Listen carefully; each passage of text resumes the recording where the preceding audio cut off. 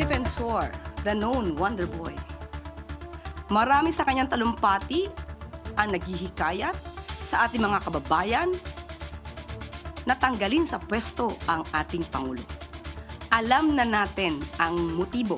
Meron tayong impormasyon na isang tao sa administrasyon dati ni GMA na isang operator na ang trabaho lamang ay to muddle the issues. Pag ang taong ito ay kasama sa isang issue, something is fishy. Maanghang ang mga hirit ng Malacanang sa dating kongresistang si Mike Defensor. Siya ang itinuturong nasa likod ng mga dati umanong sundalo na naghatid daw ng mali-maletang pera sa ilang mga politiko. Si VP Sara naman bilib daw sa tapang ng mga umano'y dating bagman. Sa ngayon, gumugulong na ang investigasyon sa kanilang mga alegasyon. Magandang gabi. Ako si Willard Cheng. Napapanood tayo sa Free TV Channel 31. Ako naman si Pinky Webb, live mula dito sa Media Center ng ICC sa The Hague, Netherlands. At ako si Corina Sanchez Rojas. Sa simulan na natin ang agenda. Something fishy? Motibo sa paglalantad ni Mike Defensor, kinwestiyon ng Malacanang. Wonder Boy ng GMA administration, may hamon naman kay dating Senador Antonio Trillanes. Independent and self-funded, ICC prosecutor umalma sa alegasyon ng mga umano'y bagman na may pumondo raw sa kanilang investigasyon. Kampo ni FPRRD, inilalatag na ang defense argument sa ICC. Ang live update sa Day 3 ng Confirmation of Charges hearing, abangan. Orly Gutesa, tinatago umano ni Martin Romualdez. Surprise Senate witness, gagawin daw testigo sa posibleng kaso. Exclusive illegal cigarette smuggling, sinisisi sa pagtaas ng excise tax. Smugglers may kakuntsaba raw na government agencies. At wag daw bitter. Angel Oxin pumalag sa mga nagsasabing nepo baby ang stepson.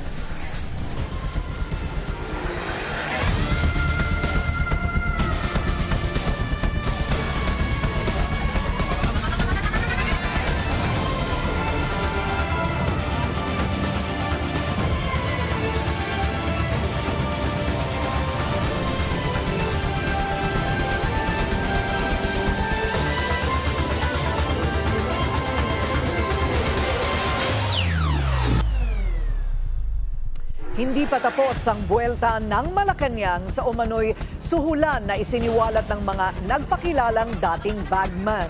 Si former Congressman Mike Defensor naman ang pinuntirya ng palasyo dahil may masama daw itong motibo. Ang detalye sa agenda report ni Ivy Reyes. Maanghang ang sagot ng Malacanang sa mga paratang ng dating mambabatas na si Mike Defensor matapos nitong sabihing may susunod pang batch na mga marinong magbubulatlat ng kanilang nalalaman kaugnay ng umano'y mali-maletang kickbackan para sa kaso ni former President Rodrigo Duterte sa ICC. Mike Defensor, the known Wonder Boy.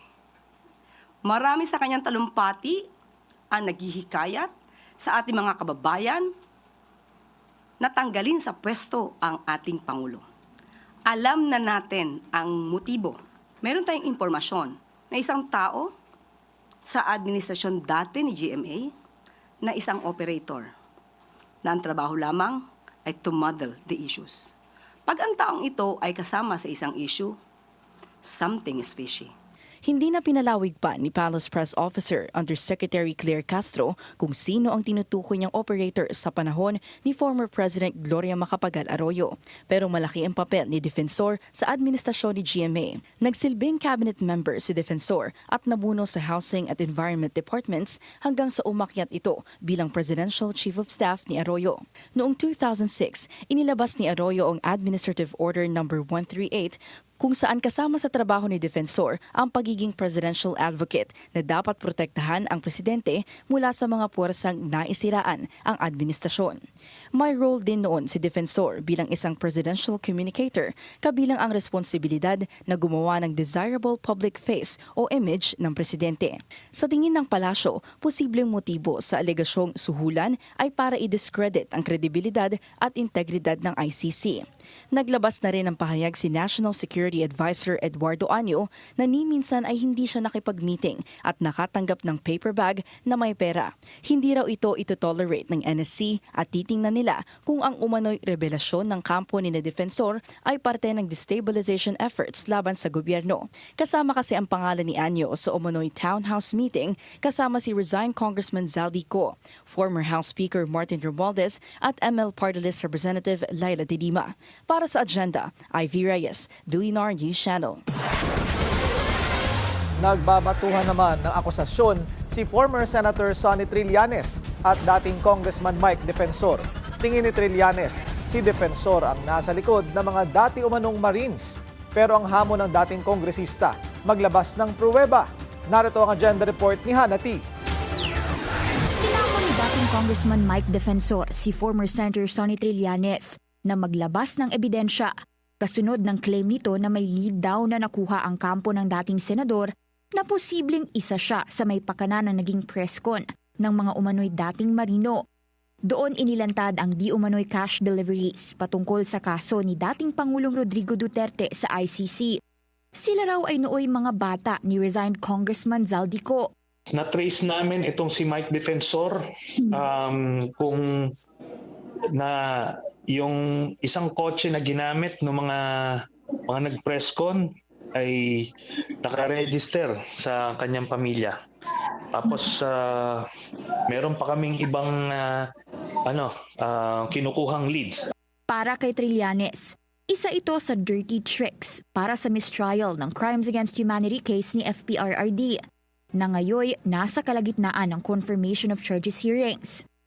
Sa dinami-rami raw kasing araw, questionable ang timing ng presscon na bisperas din ng EDSA People Power Anniversary isinagawa. Sa isang text message naman sa BNC, sinabi ni Defensor na kailangang ipakita ang pruweba ni Trillanes tungkol sa kotseng register daw sa kanya. Naghahanda ngayong magsampa ng cyber libel complaint si Trillanes laban kay Defensor sa mga umano'y Marino at kay Attorney Levito Baligod na naging bahagi ng presscon. Doon inakusahan din si Trillanes na nanunuhol daw sa ICC at ang pera ay galing kay Zaldico, pero pinasinungalingan agad ito ni Trillanes.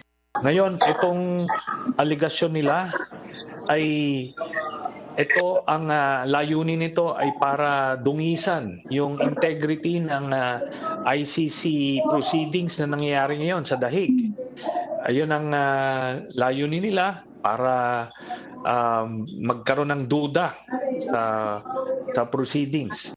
Hindi pa muna nagne-name drop si Trillanes pero anya, tingin niya ay may nagpondo ng nasabing presscon. Sagot naman ni Defensor sa nakaambang na cyber libel complaint, hindi naman daw siya ang nagsiwalat ng mga impormasyon sa presscon. At maganda raw kung haharap sa imbestigasyon ang mga umano'y dating Marino para magkalinawan. Handa raw silang humarap kahit saan. Handa rin daw si Defensor humarap sakaling imbitahan siya para sa isang Senate investigation. Una nang sinabi ni Senate President Pro Tempore Ping Lacson na iniimbestigahan niya ngayon ang credibility at impormasyong inilantad ng mga umano'y dating Marino. Mahalaga raw ito bago isalang sa isang posibleng Senate probe. Sa ngayon, wala pang tugon si Trillanes sa BNC patungkol sa hamon ni Defensor. Para sa Agenda, Hannah Tia, Billionaire News Channel.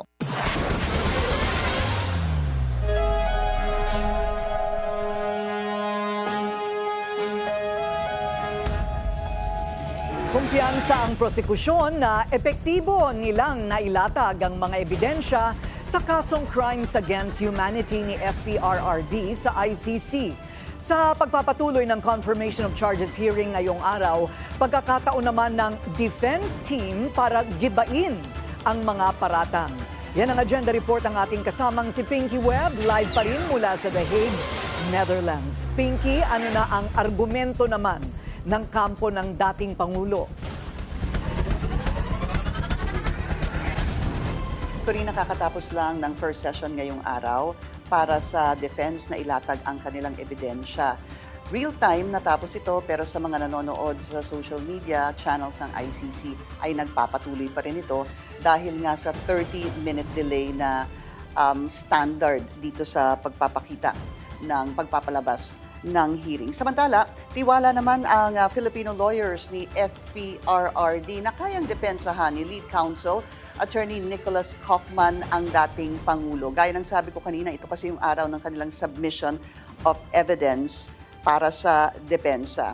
Inaasahang ilalatag ni Kaufman at ng ilang miyembro ng kanyang team ang mga ebidensya na magpapatunay na walang basehan ang crimes against humanity charge laban kay dating Pangulong Rodrigo Duterte.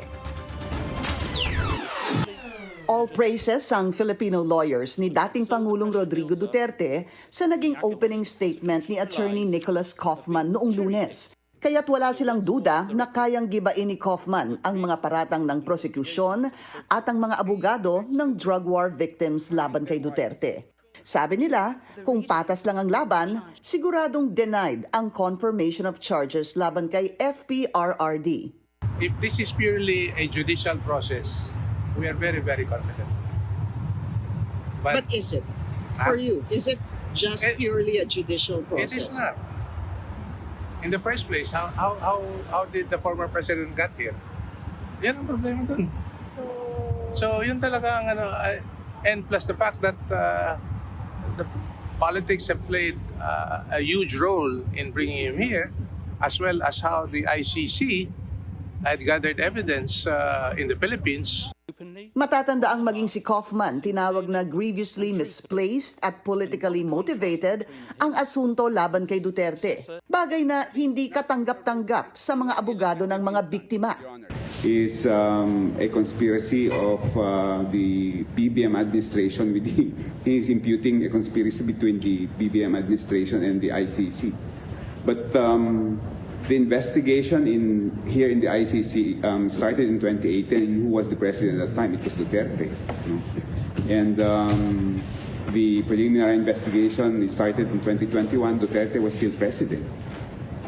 So it's his presentation actually which is political. Patuloy naman ang pagkwestiyon ni Attorney Salvador Panelo sa jurisdiction ng ICC.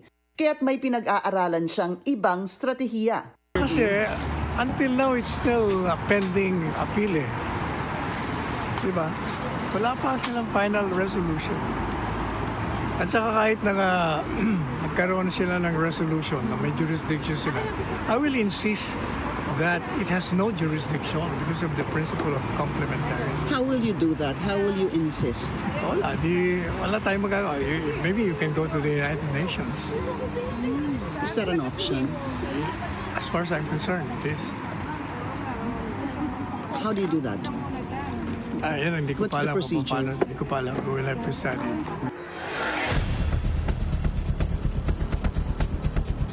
Samantala, sinagot na rin, Corina, ng OTP ang alegasyon ng 18 Marines na pinondohan daw umano ni dating Congressman Zaldico at dating Senador Antonio Trillanes ang investigasyon ng OTP. Ang sabi nila, sariling budget ng ICC ang ginamit nilang pondo para sa kanilang investigasyon na aprobado ng Assembly of States Party.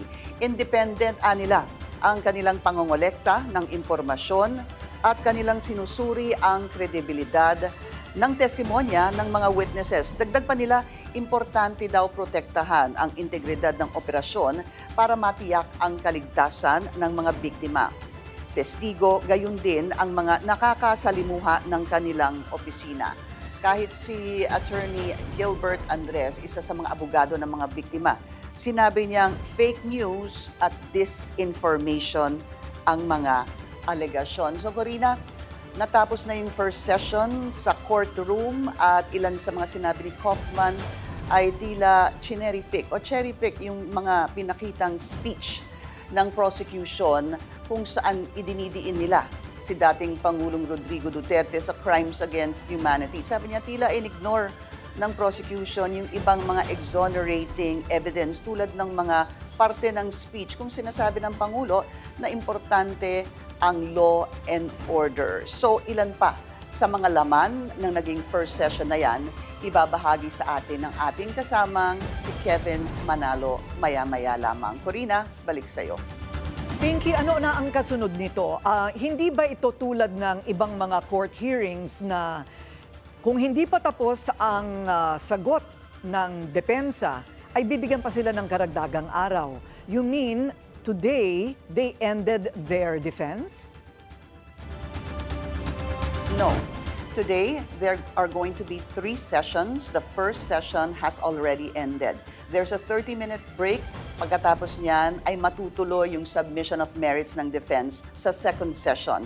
Ngayong araw din yon. After that, there's gonna be another 1 hour and a half break. That's the lunch break.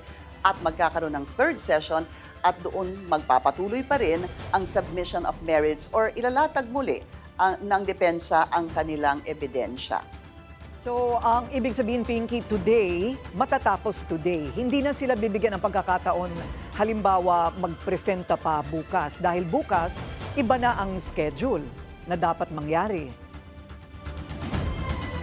Actually, Corina, kahit bukas meron pa silang first session sa continuation ng kanilang submission of merits. Pagkatapos nun, magkakaroon ng closing remarks from the 3 groups, the prosecution, the CLRV o yung mga lawyers ng mga biktima at gayon din ng defense. Kaya ang sabi ng mga abogado ng mga biktima, sina Attorney Masida, Attorney Gilbert Andres, Attorney Joel Butuyan, ngayon pakikinggan nila intently ang mga ilalatag na ebidensya ng depensa para sa kanilang sagot sa kanilang closing arguments naman bukas. That's Friday.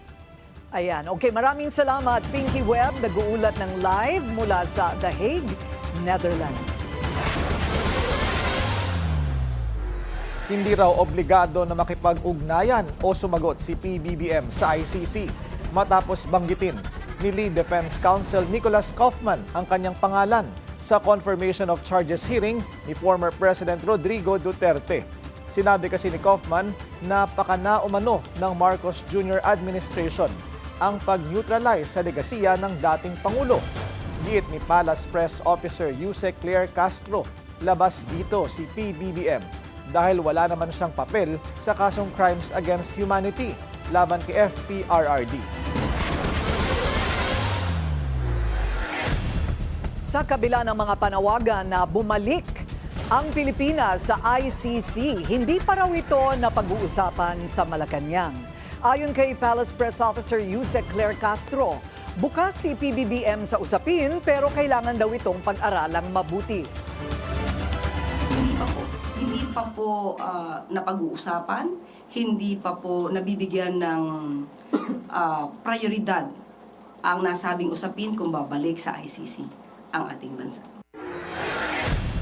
Pumalas ang bansa sa ICC noong administrasyong Duterte matapos ireklamo sa korte ang umano'y extrajudicial killings sa kanyang war on drugs.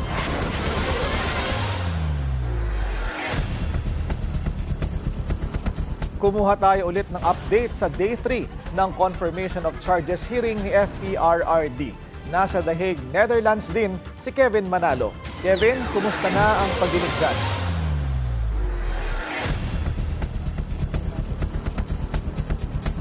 Susubukin nating balikan si Kevin Manalo para sa kanyang update mula sa The Hague. Samantala, hanga raw si VP Sara sa paglantad ng 18 umano'y dating Marines. Sa pahayag sinabi ng bise na lalong pinagtitibay ng kanilang mga testimonya ang mga nauna na niyang babala kina FPRRD at Senador Bato de la Rosa tungkol sa presensya ng ICC sa Pilipinas. Anya, hindi raw maaring isantabi o ipagwalang bahala ang mga alegasyon. Giit ni VP Sara, hindi ito usaping pampolitika o simpleng alitan ng mga personalidad. Ito daw ay tungkol sa pambansang soberanya at sa pangihimasok ng mga dayuhang institusyon sa domestic affairs. Dagdag ng bise, sovereignty should not depend on who benefits and should not shift with political winds. Hawak na ng ombudsman ang sinumpaang salaysay ng umano'y mga dating Marines na nagsilbi raw bilang mga bagman ni Zaldico. Dadaan daw sa masusing pagsusuri ang dokumento. Yan ang agenda report ni Joan Manalo. Maingat na susuriin ng Office of the Ombudsman ang isinumiteng notarized affidavit o sinumpaang salaysay ng 18 nagpapakilalang dating miyembro ng Philippine Marines. Sa isang pahayag ngayong araw, kinumpirma ng tanggapan na natanggap nila ang naturang affidavit. Pero transmittal lamang daw ito at hindi pa isang verified complaint na magtutulak sa Ombudsman na magsagawa ng formal proceedings. Si Attorney Levy Baligot ang legal counsel ng 18 nagpakilalang dating sundalo na nag-aakusa sa mahigit 30 mambabatas na nakatanggap umano ng mali-maletang pera mula kay former House Appropriations Chair Zaldico. Ilan doon ang mga senador parang 7 at ang mga congressmen ay 26.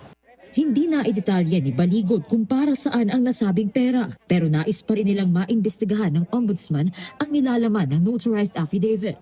Ang sinasabi ng affidavit nila ay nagbibigay ng pera si Zaldico sa mga government official na ito.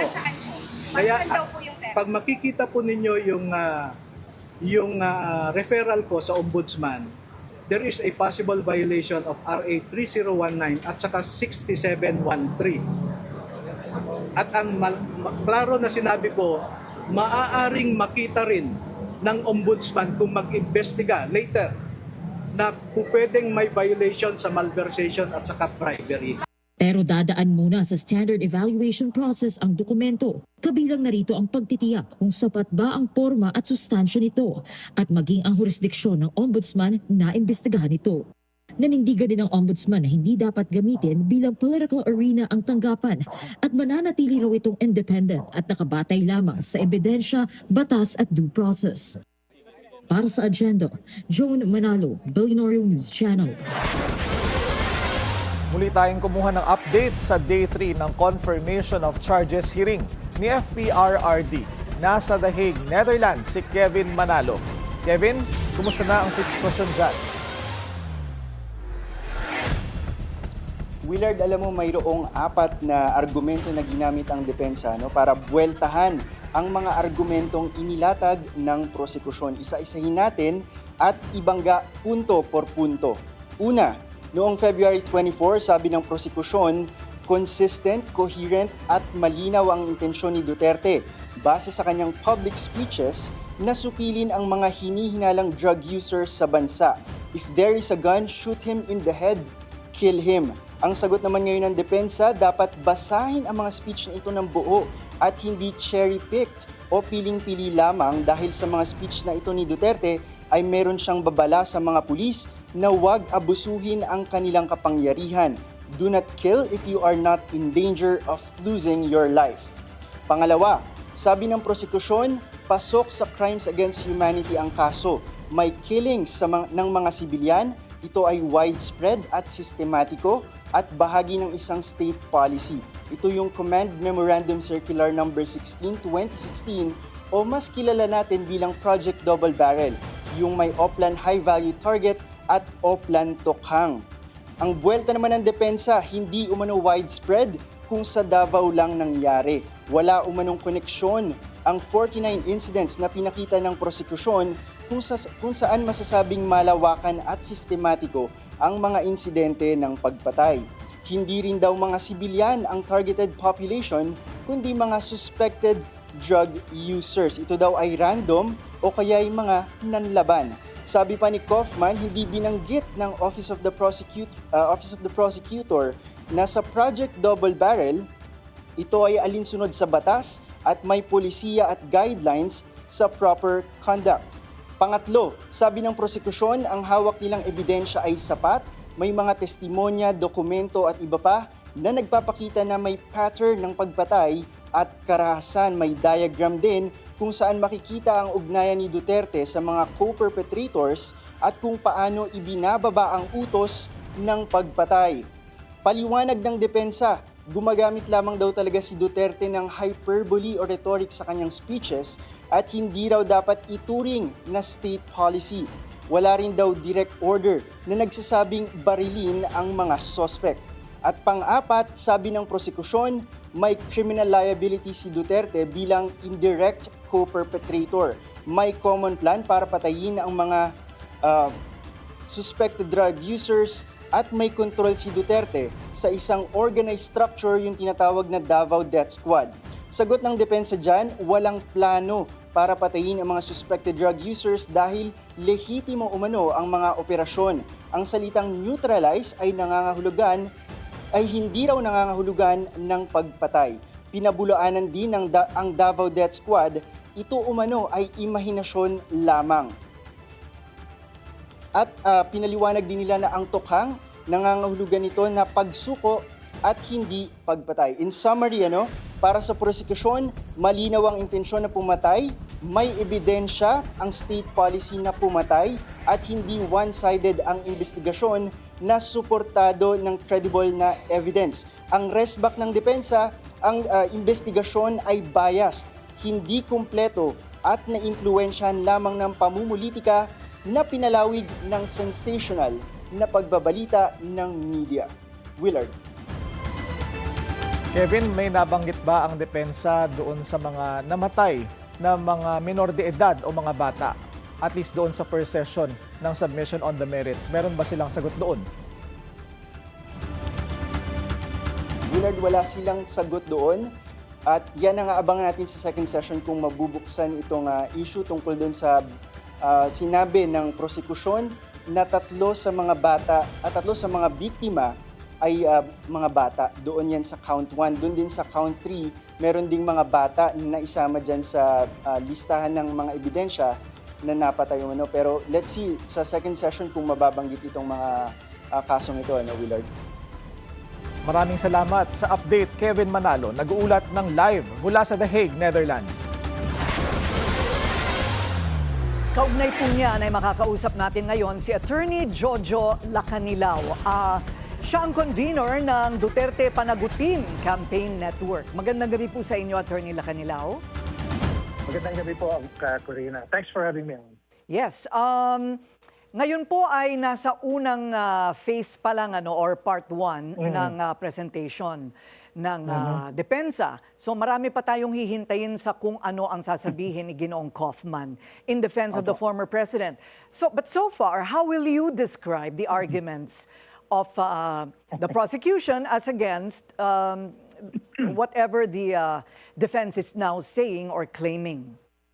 Yung prosecution really did a good job. The other day, talaga methodical, almost clinical yung presentation nila. Walang pagdududa, tapos may mga evidensyang naka-attach. So far, when we look at what the defense has said dun sa preliminary statement nila at saka sa mga press releases nila, hindi ko makita kung ano yung defense nila. Hindi naman nila dinideny may nangyari. In fact, ina-admit nila na may nagkaroon ng patayan. The only thing that they're saying, necessary to or self-defense ito.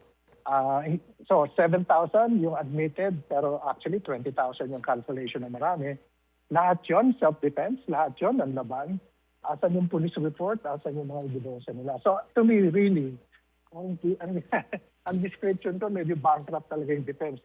Nahihirapan sila. Kaya nakita naman natin the last few months, the main tactic was dilatory. And the only thing that they're hanging on to right now, I think, is yung question of jurisdiction. Ayun ang ipaglalaban nila na matindi, tingin ko. But hasn't that already been decided? The question of jurisdiction? Opo, dinicide na po, pero may nag-appeal sila . But I'm sure they keep on chipping on it. Kasi parang yun na lang yung may liwanag ng konti sa defense nila . Well, hihintayin po natin yung part 2 and 3. Sabi nga, meron pa nga part 4 bukas ng umaga sa kanilang oras. Sa palagay po ninyo, if you were the defense, hindi po ba't sasagutin ninyo punto por punto lahat ng sinabi sa prosekusyon? Dapat po kung meron kayong sagot. Kasi ang problema kung walang sagot talaga . Kasi yung prosecution, if you watched it, everybody sort of watched it, galing ng pagkakalagay nila. May mga tabs. Tapos nakita natin ulit yung figure ni Presidente Duterte noong 2016, 2027. Talaga namang nakakatakot yung mga pinagsasabi niya, at pati yung itsura niya, napakatapang niya doon. So that's really a very parang slam dunk yung ginawa ng prosecution doon. At sa But of palagay po, course, we give the chance. yes. Attorney, sa inyo pong palagay, kung hindi halimbawa malinaw na talagang may boses si Pangulong Duterte na nagsabing patayin niyo yung mga yan or may nasa kasulatan o may kung walang testigo na makapagpapatunay, paano sa palagay ninyo ang pinakamagandang depensa ng prosekusyon for him to be convicted? Pero meron po yun dun po sa presentation on the merits of prosecution. Nakita na po natin na meron sinabi si Presidente, meron circular, ang PNP, yung ginamit na word na neutralize. But the fact is, yung pinakita ng prosecution, it's just tip of the iceberg, Corina. No? We will see everything, pati yung witnesses na unnamed, na nagsabi inutusan kami, makikita natin yun sa trial phase. Ito kasi parang probable cause hearing lang to. Pinasilip lang sa atin yung konti. Pero dun sa pinasilip nila, parang tingin ko, lumagpas na sila dun sa threshold ng Probable cause, no? Substantive grounds to proceed to trial. I see. Nabalitaan nyo rin po ba yung sinabi ni former Senator Antonio Trillanes na gagamitin daw ni Lead Defense Counsel o baka gamitin daw ni Lead Defense Counsel Nicholas Kaufman yung umano'y $2 million bribe sa ICC para manawagan ng isang mistrial? Siguro gagawin po niya. I don't know. Hindi ko po alam ang nasa isip niya. Pero I think dahil nga, to me, they seem to be clutching on straws. I will not pass it. Hindi ko sasabihin hindi nila gagawin yun.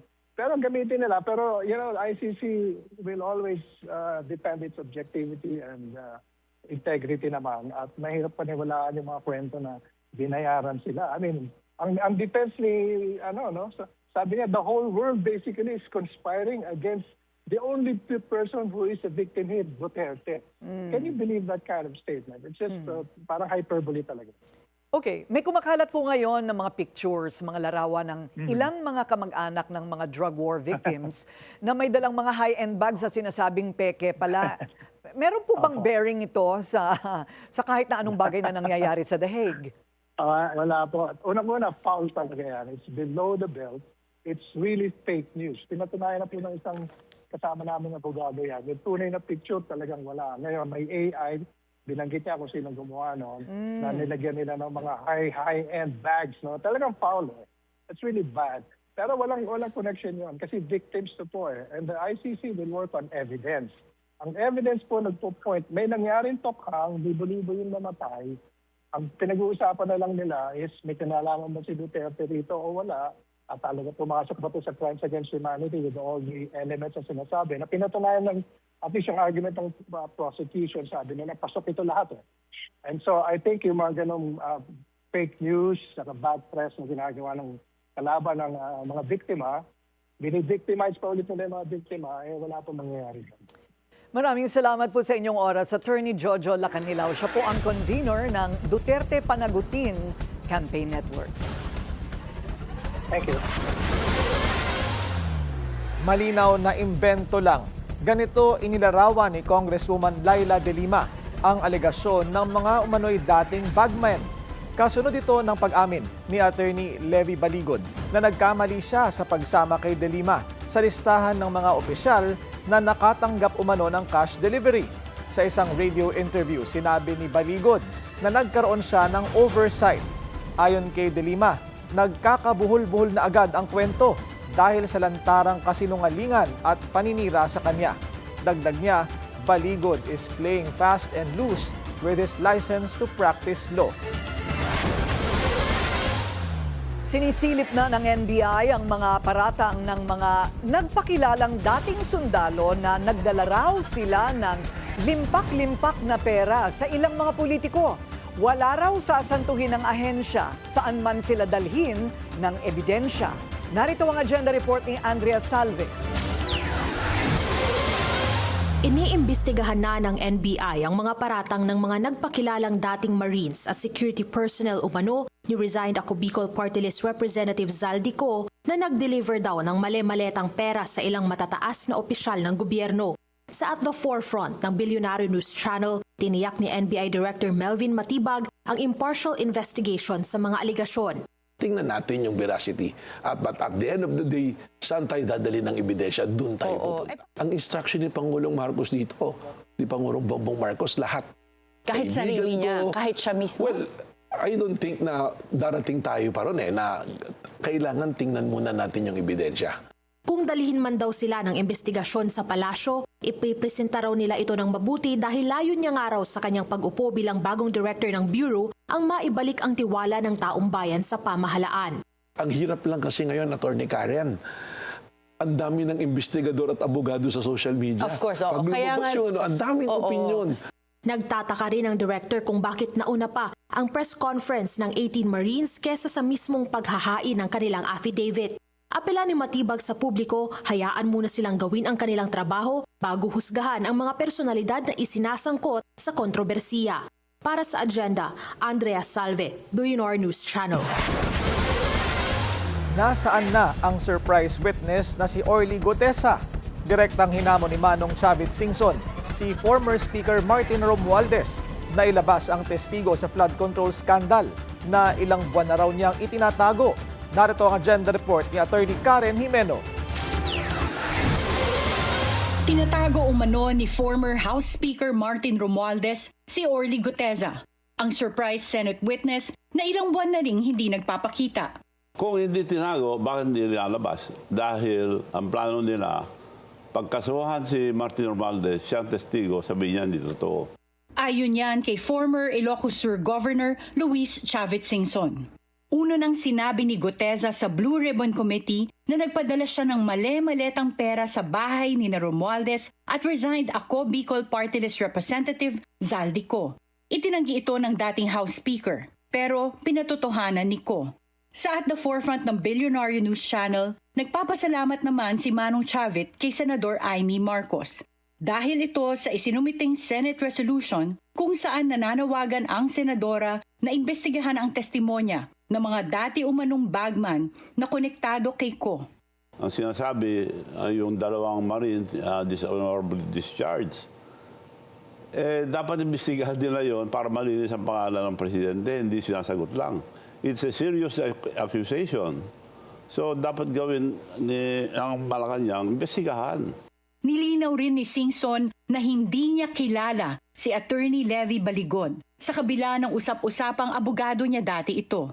Si Baligon ang kasama ng mga umano'y dating bagman na nagsabing nakipagtransaksyon daw si dating Senador Antonio Trillanes ng $2 million sa mga kinatawan ng ICC, bagay na mariing itinanggi ni Trillanes. Sa ngayon, patuloy na kumakalampag si Manong Chavit sa gobyerno na panagutin ang mga sangkot sa flood control scandal. Pinag-iisipan din ni Singson na tumakbo muli bilang senador sa 2028 elections. Pero this time talagang iniisip ko, di ako sigurado. Pero itong nangyayari sa Senado ngayon, gusto ko para matutukan ko ng gusto ang nangyayari sa Senado. At ang kanyang pangulong susuportahan, si VP Sara Duterte. Para sa agenda, Attorney Karen Jimeno, Billionaire News Channel. Exclusive illegal cigarette smuggling sinisi sa pagtaas ng excise tax. At Presidential Sister Senadora Amy Marcos, bakit walang security detail mula sa PSC? Susunod yan sa agenda.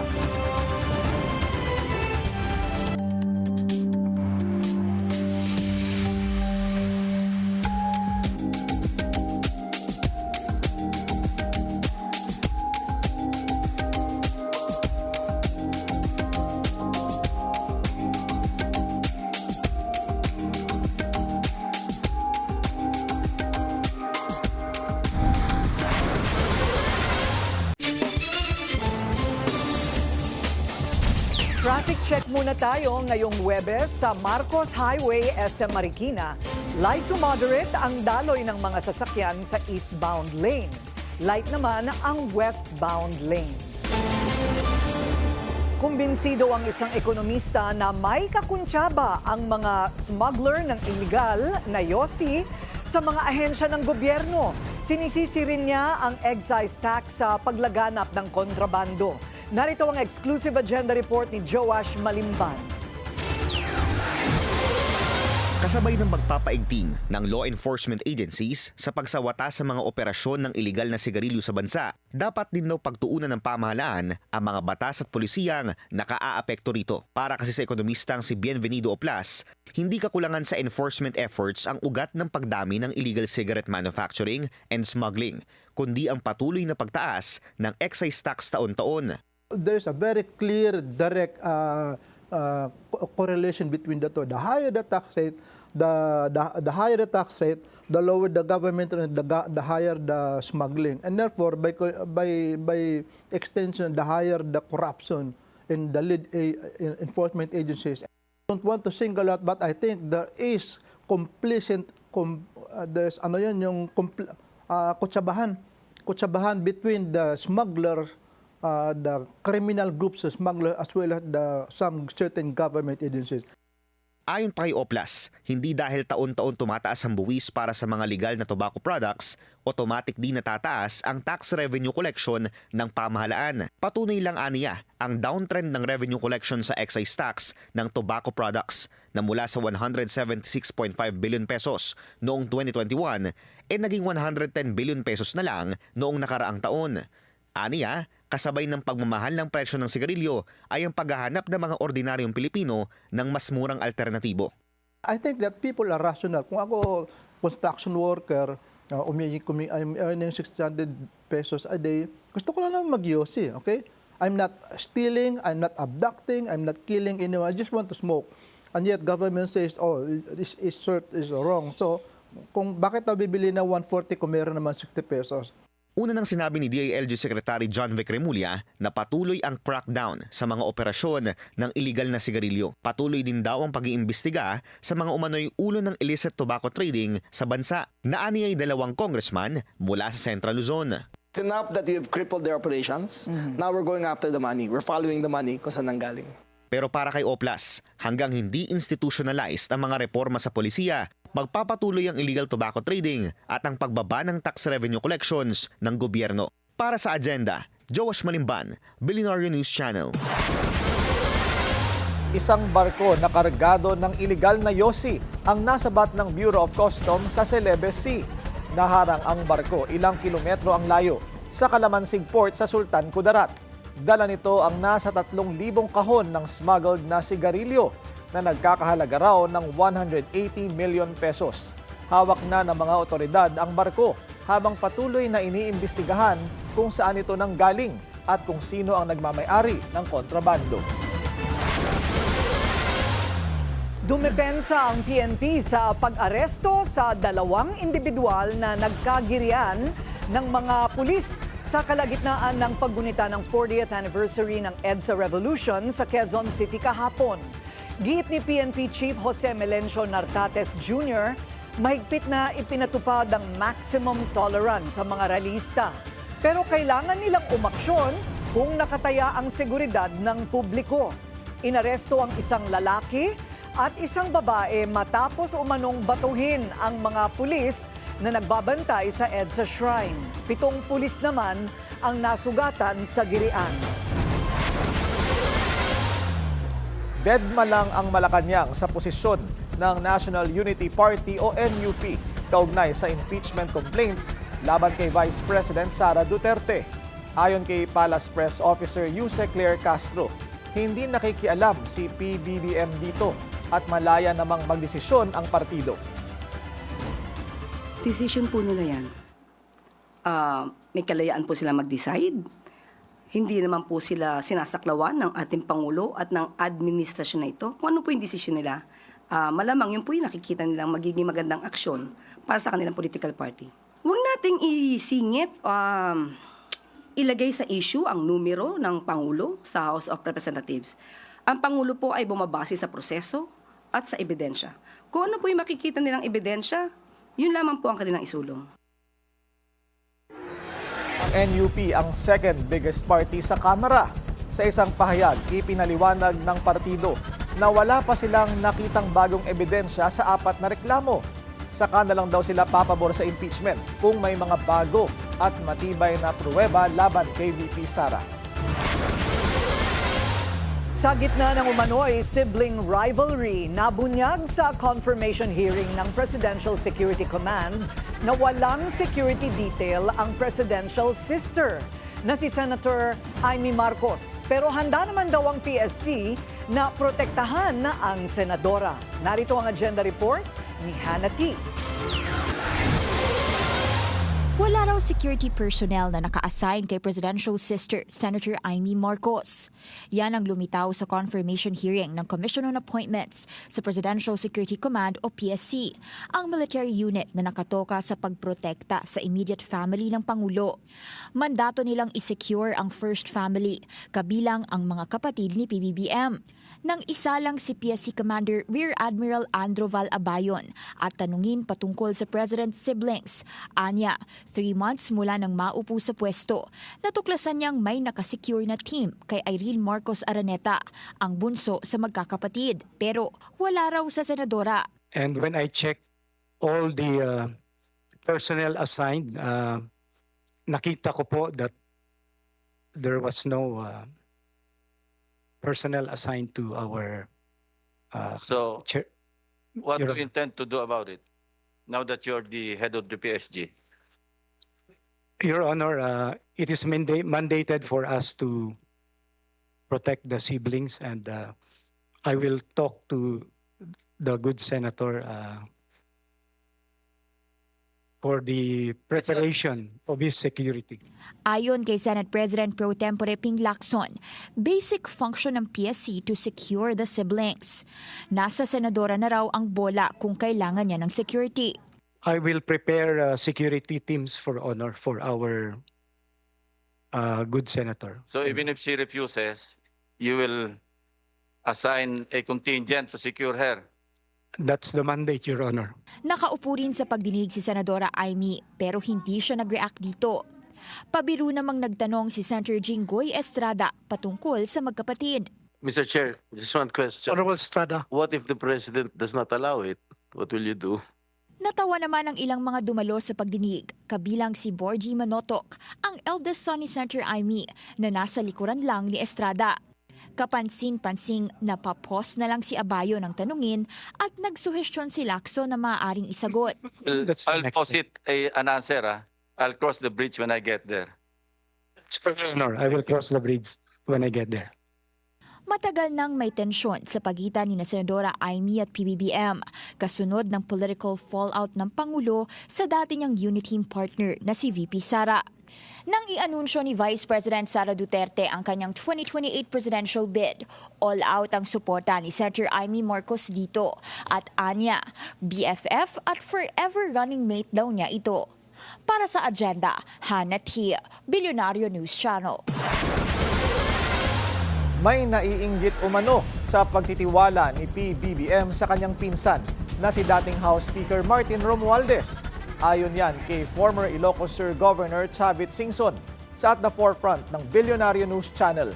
Sinabi ni Manong Chavit na may sama ng loob pa rin si Presidential Sister Senator Amy Marcos sa kanyang kapatid. Pero para kay Singson, dapat tumbukin na lang ng pamilya ang issue sa flood control scandal. Former Speaker Martin Romualdez ang ginawang kanang kamay instead of her na kapatid. You were very close to the first family before. Meron bang katotohanan itong mga ganitong speculations? Yes, but doesn't matter. Kasi ang diversionary tactic ang ginagawang gobyerno eh. Focus tayo sa flood control.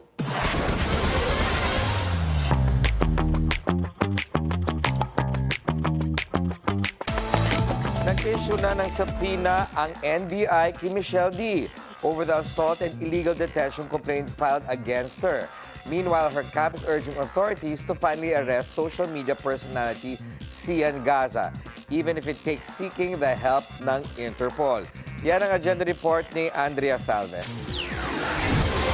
Umaasa ang kampo ni Miss Universe Philippines 2023 Michelle D na gagawa ng paraan ng National Bureau of Investigation na maaresto ang social media personality na si Sian Gaza kahit nasa ibang bansa ito.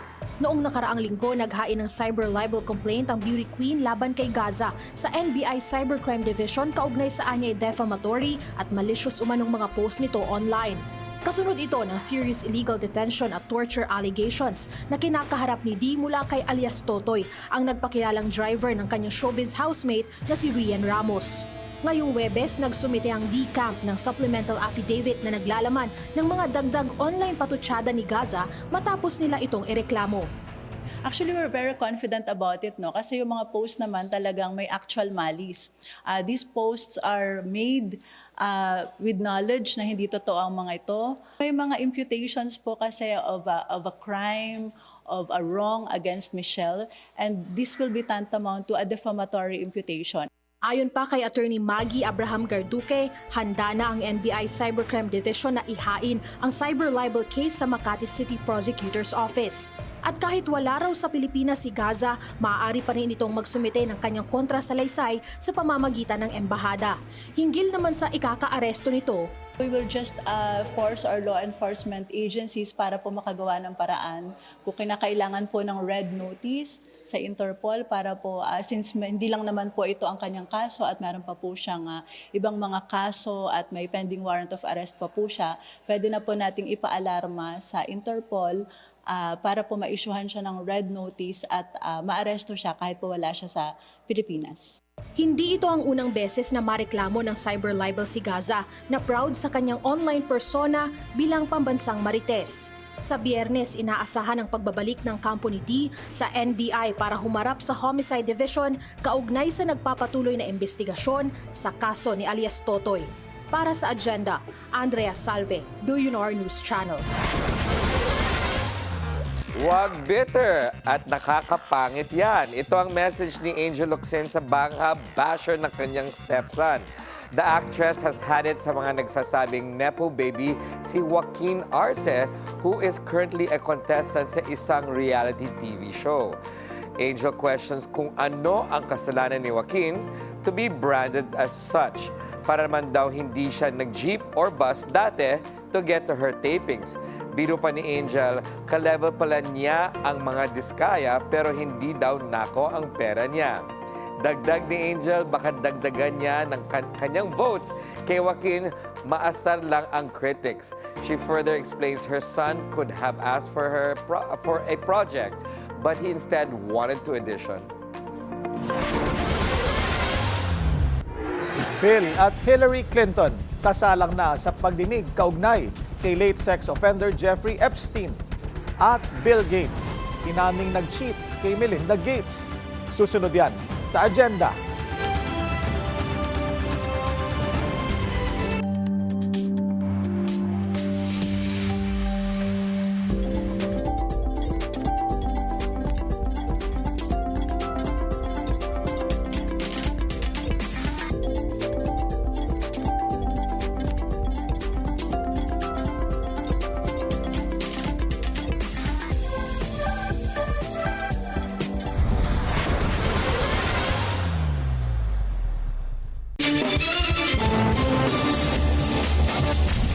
Traffic check ulit tayo sa EDSA Mega Mall. Mabagal ang daloy ng mga sasakyan sa north and southbound lanes. Sa halip na umasa sa lending apps, may bagong programa ang SSS para sa mga kailangang mangutang. Mas mababa rin daw ang interest rate nito. Ang detalye sa Agenda Report ni Just Ignacio. Nakilala ba kayong nag-avail ng loan only to find out that it's a lending scam?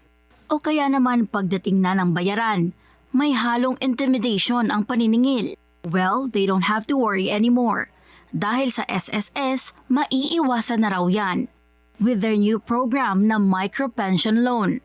I think kanina po pinag-usapan ho namin na ng aming mga kasamaan dito from representing retirees, employers and members na may facility na magkakaroon ho ng bagong loan facility itong microloan for members na hindi na ho mahihirapan ang members na sa mga ipantawid gastos.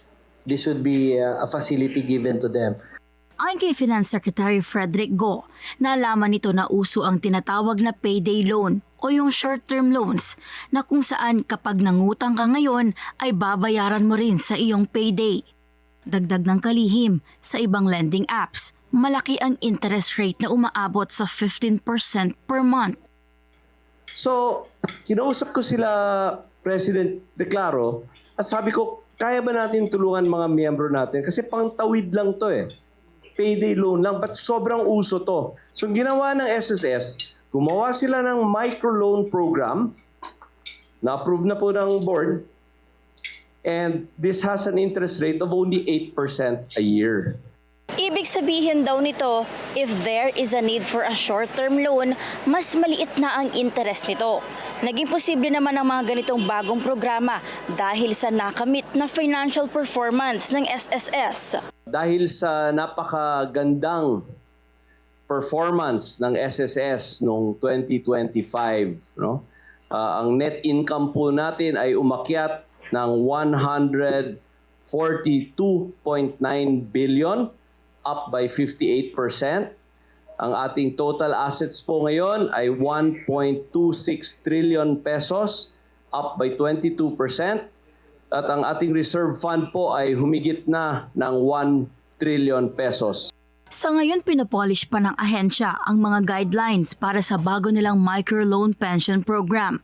Nakatakda raw itong ilunsad sa second quarter ngayong taon. Para sa agenda, Jus Ignacio, Billionaire News Channel. Bukod sa micro-pension loan, inanunsyo din ni Finance Secretary Frederick Go ang 10% na pension hike sa SSS ngayong taon at another 10% sa 2027. Tiniyak din nila na hindi magtataas ng kontribusyon para sa mga miyembro hanggang next year dahil sa record high na 1 trillion peso reserve fund ng SSS. We were able to increase pensions by 10% last year. We will increase pensions by 10% this year, and we will increase pensions by 10% next year. At para naman sa mga survivors ng ating mga miyembro who passed away, their pensions will also increase by 5%, no 5% last year, this year, and next year. So ang pinaka-importanteng mensahe po ay sigurado ang inyong pensyon, sigurado ang inyong benepisyo, sigurado po ang inyong bukas. Thank you. May new record ang SM Supermalls matapos magtala ng 115 million monthly foot traffic noong 2025. Ayon sa SM Prime Holdings, milyon-milyon ang nag-hangout sa SM Mall sa kabila ng mga hamon sa ekonomiya. Kaya sa kanilang 40th anniversary, binida ni SM Supermalls President Steven Tan ang mga milestone ng kumpanya at what's next para sa kanila. Kabilang dyan ang activity hubs na first in the country at pagpasok ng iba't ibang mga brand. Plano rin nilang magbukas ng isang flagship mall kada taon hanggang 2030. Pinuksan na ang ikalawang robot factory ng Swiss sportswear brand na On.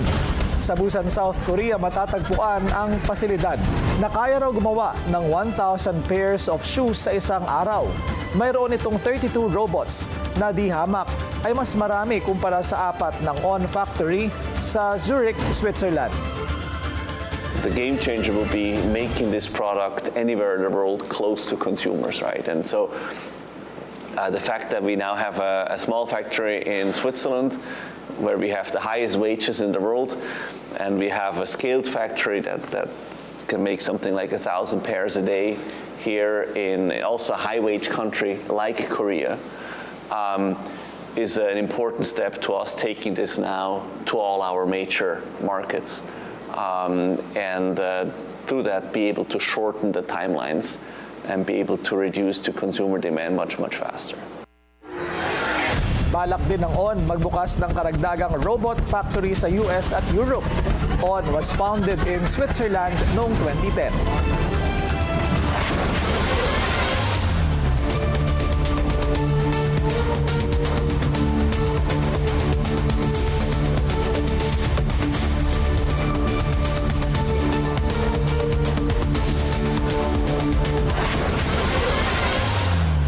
Naipila sa Senado ang 6 na reklamo laban sa mga miyembro nito.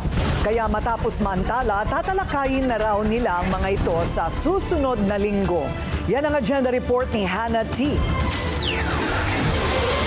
Sasalang na sa Senado ang mga ethics complaint laban sa mga senador. Inanunsyo ni Senate Ethics Committee Chair J.V. Ejercito na magsasagawa na ang komite ng pagpupulong. Una itong inischedule ng March 10 dahil daw sa punuan ng committee room sa Senado. Pero dahil pinabibilis ang meeting, pumayag si Senate President Tito Soto na gamitin ang kanyang conference room sa March 4. Executive session ito among the members at bahagi ng agenda ang adoption of rules at kalaunay magpo-proceed daw sila sa initial vetting ng mga kaso. Nasa 6 na ethics complaint ngayon ang nakabinbin laban sa mga senador pero hindi pinangalanan ni Ejercito ang lahat ng mga nahaharap sa reklamo. Frivolous kasi o wala raw sapat na bigat ang ilan sa mga ito. Pinakabagong complaint ang laban kay Senator Bato de la Rosa dahil sa higit 3 buwan nitong pagiging absent sa Senado.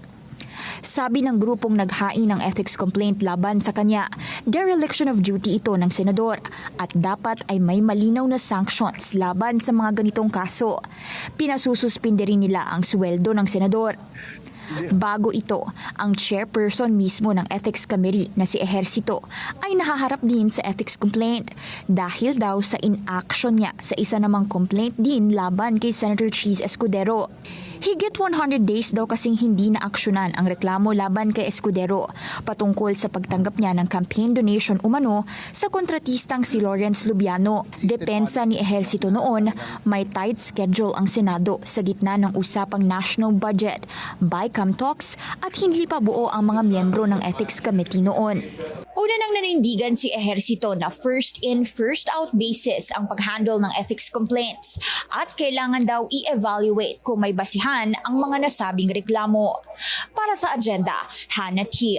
Billionario News Channel. Target ng gobyerno na palakasin pa ang seguridad sa karagatan ng bansa. Isinusulong ngayon ang integration ng Philippine Coast Guard sa Armed Forces of the Philippines. Narito ang agenda report ni Dexter Ganibe ng Abante. Ang Philippine Coast Guard ang nagsisilbing tanod ng Pilipinas sa mga baybayin nito, madalas sa West Philippine Sea, na silang sumasalag sa mga water cannon ng mga Chinese vessel. Sa confirmation hearing ng ilang AFP officers, inilahad ni Senator Panfilo Lacson ang binanggit sa kanya ni Philippine Military Academy Superintendent Vice Admiral Cesar Bernard Valencia na isasama ang Philippine Coast Guard sa mga pagpipilian sa commissioning of officers ng mga gagraduate na PMA cadets simula sa 2027. Kasalukuyan ay sa Navy, Air Force at Army ang maaring lalandingan ng mga PMA graduates. The Chief of Staff was also there, General Bronner. And he acknowledged na mayroong move. In fact, I think sa 2027, around 10 Philippine Coast Guard officers will be, I don't know, but I think it takes legislation to reintegrate it. Dating nasa ilalim ng Office of the President ang PCG at sa bisa ng Executive Order No. 477 na nilagdaan ni Pangulong Fidel Ramos noong 1998, inilagay ito sa ilalim ng Transportation Department. Sabi ni Senator Amy Marcos, mahalagang usapin ang integration ng PCG sa Armed Forces of the Philippines, lalo ngayong mataas ang tensyon sa West Philippine Sea. There are distinct mandates between the PCG as well as the Navy, and there are very important civilian duties endowed upon the Coast Guard that are not given to the Navy. Yung maritime research, rescue, environmental protection, regulatory safety enforcement. International aid is another concern where foreign maritime assistance is also usually provided by the PCG. So I think this debate is something that we should embark upon given the very troublesome situation in the West Philippine Sea as well as in the Taiwan Straits. Sa ibang banda, makabubuti rin naman niya ang integration para maiwasan ang overlapping functions ng PCG at Navy at ang paggamit ng resources ng gobyerno. Pangambalang ng mababatas, baka lalong lumala ang sigalot sa laot kung hindi mga white-hulled ship ang nagpapatrolya sa karagatan. Sabi naman ni PMA spokesperson Navy Lieutenant Jesse Nestor Saludo, binanggit na ni Defense Secretary Gilbert Teodoro sa anibersaryo ng PMA noong September 2025 ang pag-explore ng DND at DOTR para sa integration ng Coast Guard sa AFP na maaring simulan sa commissioning of officers sa mga gagraduate na PMA cadets. Para sa agenda, Dexter Ganibe, Abante. Sa Estados Unidos, sasalang sa closed-door hearings sina former President Bill Clinton at former Secretary of State Hillary Clinton kaugnay sa mga naging aktibidad ng late sex offender na si Jeffrey Epstein. Mauuna si Hillary ngayong Huwebes na susundan ni Bill kinabukasan. Una nang nagbanta ang US Congress na papatawan ng contempt ang mag-asawa kung hindi sila sisipot sa pagdinig. Bukod sa dating Pangulo, ilan pang mga bigating negosyante at politiko ang naiuugnay kay Epstein, kabilang si US President Donald Trump mismo. Sa Hong Kong, binaligtad ng Court of Appeals ang fraud conviction ni pro-democracy media tycoon Jimmy Lai 2022 nang pinatawan si Lai ng halos 6 na taong pagkakakulong dahil ito sa umano'y pagtatago sa operasyon ng isang private company na paglabag daw sa lease terms ng office building ng kanyang Apple Daily newspaper. Sa kabila ng pagbasura ng korte sa kaso, mananatili pa rin nakakulong si Lai. Nitong Pebrero lang, hinatulan kasi siya ng 20 years in jail kaugnay naman sa collusion charges sa ilalim ng Beijing-imposed national security law.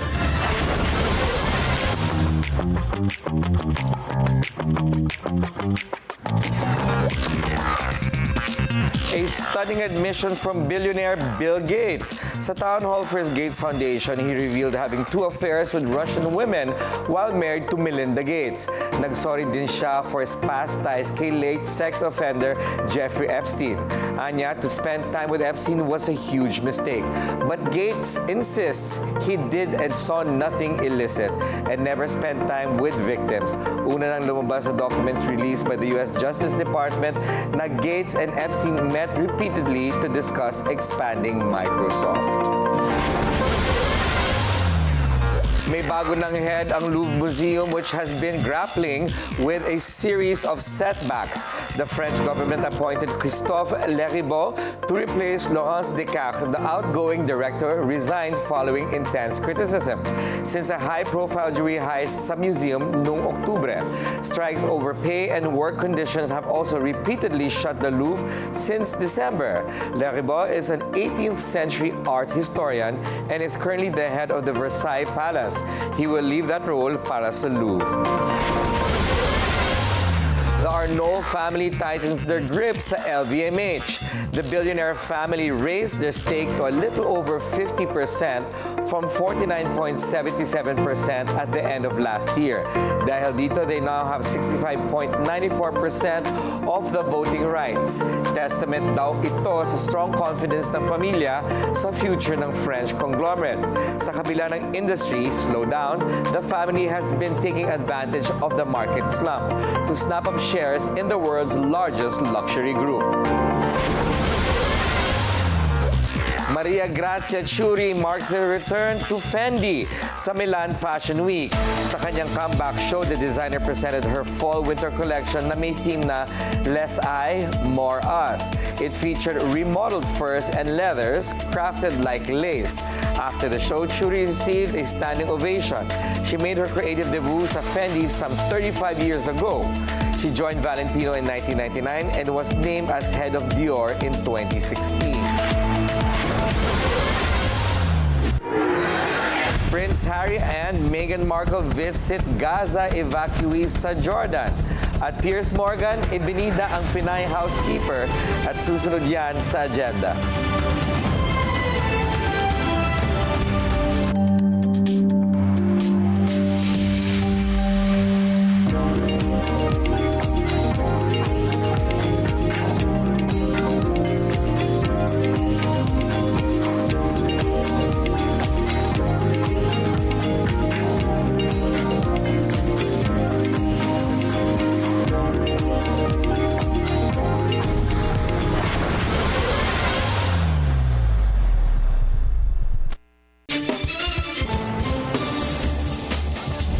Isa pang traffic check ngayong Thursday rush hour sa Elliptical Road. Moderate to heavy ang daloy ng mga sasakyan papasok ng Commonwealth Avenue. Light naman ang kabilang lane. Ininspeksyon ni PBBM ang pinakabagong mechanized production at pag-abot centers ng DSWD sa Mandaue, Cebu. Ang pag-abot o pag-abot center ay ang pansamantalang tirahan ng street dwellers. Ang production center naman, logistics hub ng relief pack sa Visayas at Mindanao. Sa gitna ng trabaho, hindi na iwasan ng Pangulo ang magbiro. Sana sinasabi ko, sana nga hindi na magkabagyo, hindi na magkasakuna, mabulok na lang sana lahat ng food pack natin. Sir, ano yun? Para Binibigay na lang cash hindi na- Bukod sa pagiging ekonomista, may bagong kriteriya si PBBM sa papalit sa kanya. Alamin natin sa agenda report ni Ivy Reyes.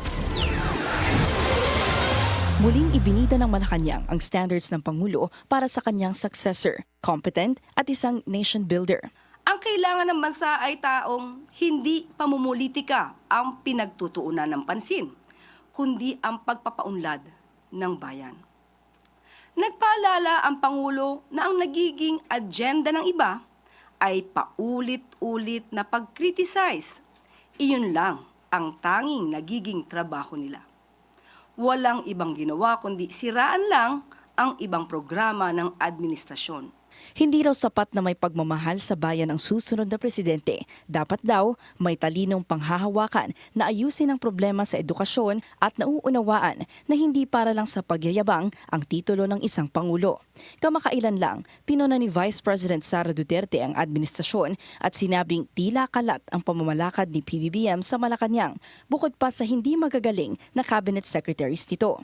Sinagot na ito ng palasyo at muling pinagtuunan ng pansin ang pagkapatakbo ng bise sa Department of Education kung saan nagsilabasan umano ang mga multo ni VP Sara. Ghost vouchers, ghost food packs, ghost laptops, ghost school materials. Lahat ng multong ito ng Vice Presidente, nung siya ay DepEd Secretary, huwag niyang ipahid kay Pangulo. Dagdag ng Malacanang, hindi dapat magpanggap ang isang leader na nais maging Pangulo dahil mauuwi lang sa wala ang lahat ng pinaghirapan ng gobyerno. Para sa agenda, Ivy Reyes, Billionaire News Channel. Award-winning ang serbisyong hatid ng Mactan Cebu International Airport sa bawat pasahero. Pasok sa global standards ang paliparan na ngayon ay nangunguna sa Asia-Pacific region. Yan ang agenda report ni Marian Uy. Kinilala bilang best airport sa buong Asia-Pacific ang Mactan Cebu International Airport sa 2025 Airport Service Quality Customer Experience Award. 700,000 pasahero ang sinurvey at lumabas na panalo ang Mactan sa 5 to 15 million passenger category. Ibig sabihin maraming pasahero ang masaya at kontento sa serbisyo ng paliparan dito sa Mactan. Unang nakamit ng airport ang pagkilala noong 2024. Overall, ito kasi is an award for customer experience. So what the passenger has experienced as soon as he gets inside Mactan Cebu International Airport.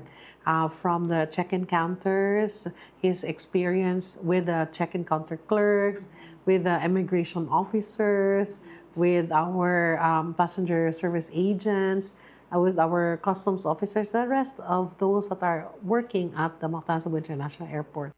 Nasa level 3 na sa customer experience sa Mactan International Airport.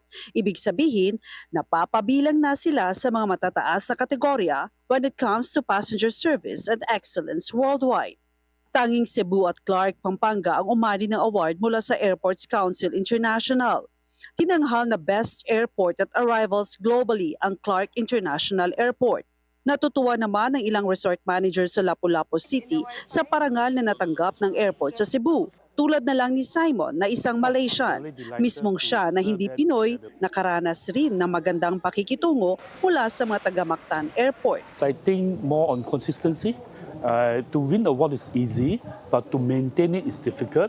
So I hope that they can maintain the same standard that what they're having now. Mahirap man, hindi naman raw ito imposible basta magkatuwang ang private at public sector sa pagpapanatili sa paliparan na world class.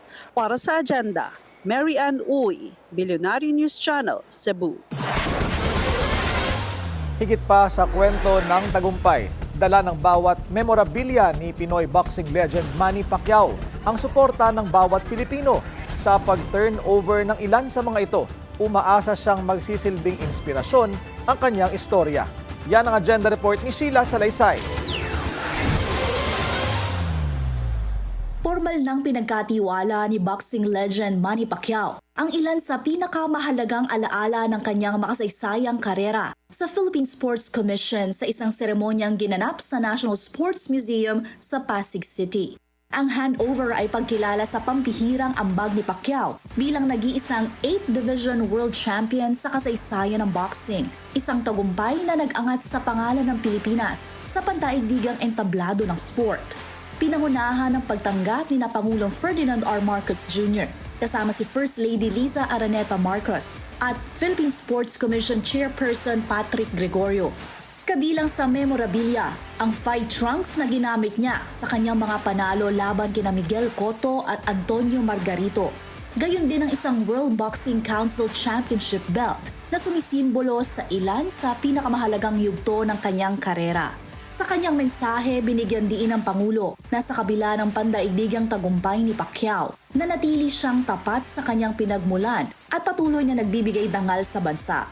Sa buong kasaysayan ng Pilipinas, there was never a time when we were more proud to be Filipino than when Manny was winning all those fights and saying, but hindi lang kasi napakagaling niya, never niya kinalimutan ang pagka-Pinoy niya. Para naman kay Pacquiao, ang turnover ay may malalim na personal na kahulugan at isang paraan ng pagbabalik sa bayan. This memorabilia represents stories of perseverance, sacrifice, faith, and unwavering determination. They stand as enduring reminders that every triumph achieved was made possible through the collective prayers, support, and unity of the Filipino people. Each piece carries with it the spirit of a nation that believes in courage, resilience, in the power of dreams. At habang ang ilan sa mga alaala ni Pacquiao ay mananatili dito sa museo bilang bahagi ng kasaysayan, patuloy pa rin isinusulat ang kwento ni Pacquiao. Sa Setyembre, makalipas ang isang dekada, muling aakyat ang pambansang kamao para sa inaasahang rematch kontra kay Floyd Mayweather Jr. Isa na namang laban na muling magpapayanig sa mundo ng boxing. Para sa agenda, Sheila Salaysay, Billionaire News Channel.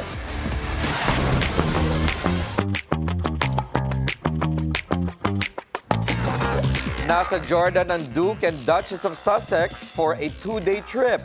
Prince Harry and Meghan met with medical evacuees from Gaza who are receiving treatment at Amman's Specialty Hospital. The royal couple also visited a refugee camp. Kasama nila ang World Health Organization sa visit, which aims to highlight efforts supporting communities affected by conflict and displacement.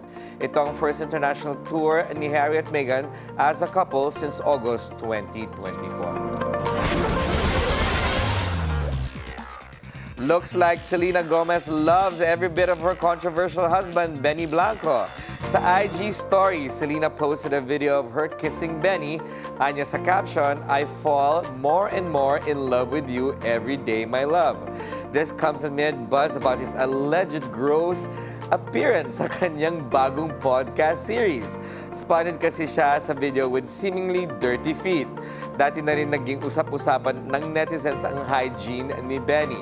Back in 2024, Benny also sparked backlash nang tawagin niyang soggy and dry ang mga pagkain from a popular Filipino fast food chain.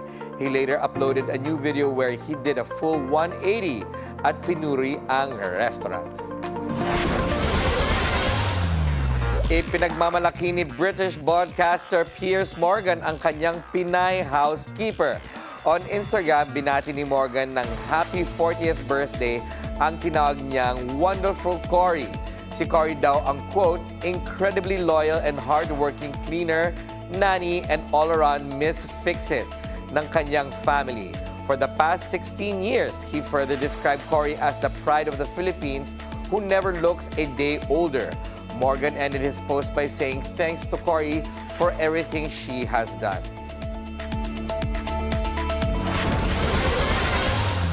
And that's it from me. I'm Ferdy Salvador. Back to you, Corina, Pinky, and Willard.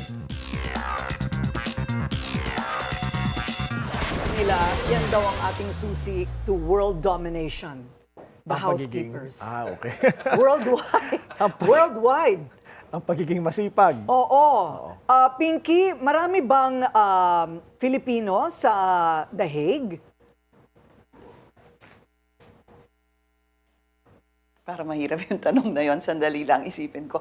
Kasi Marami ka madalas doon lang nakakasalubong? kami sa mga activities ng pro and anti. So, yung napupuntahan namin, syempre, puro Pilipino. Pero sa yung mga ilang beses na nakakain kami naman sa labas, mangilan-ngilan. Pero hindi pa rin kami kasi talaga nakakaikot. Maraming mga kailangang subaybayan at i-monitor dito. So, doon kami nakatutok, Corina. So ano na ang nangyari, Pinky, since bumitaw kami sa iyo kanina, meron na bang bagong naipresenta? So, sa mga oras na ito na they are already on their second session. Again, as mentioned a while ago, there are 3 sessions today, 3 yan. Tapos na yung una, yung ikinwento ni Kevin sa atin. Ngayon, nag-uumpisa na yung second session ng paglalatag nila ng ebidensya para palayain si dating Pangulong Rodrigo Duterte. Talagang ang pag-umpisa ng pagsalita pa lang ni Attorney Kaufman doon kanina, doon sa first session, Corina and Willard. Actually, sinabi niya, nagbigay siya ng apile sa Philippine media at sa mga nagko-cover nito na ang kanilang magiging depensa sa dating Pangulo ay hindi para i-disrespect yung mga deceased o ipawalang bahala yung loss of lives. Yun yung naging unang tema ng kanyang opening speech this morning. Ang sabi niya, lahat ng aming sasabihin ngayon ay batay lang doon sa inilatag na ebidensya ng prosecution kung saan plano nga nila at sabi nila, kaya nilang gibain. In fact, nag-umpisa yun sa mga speeches Buod talaga nito, Corina, Willard, yung mga speeches ni dating Pangulong Rodrigo Duterte kung saan ginamit ng prosecution, tapos ang sinasabi naman ng depensa ay sandali lang, hindi nyo naman ginamit yung ibang parte pa ng speech ng dating Pangulo. So, dyan nakasentro yung una, pagkatapos ngayon ay pag-uusapan na itong sinasabing ang crimes against humanity na take up na yan kanina at magpapatuloy pa. The second session happening now and the third session after lunch.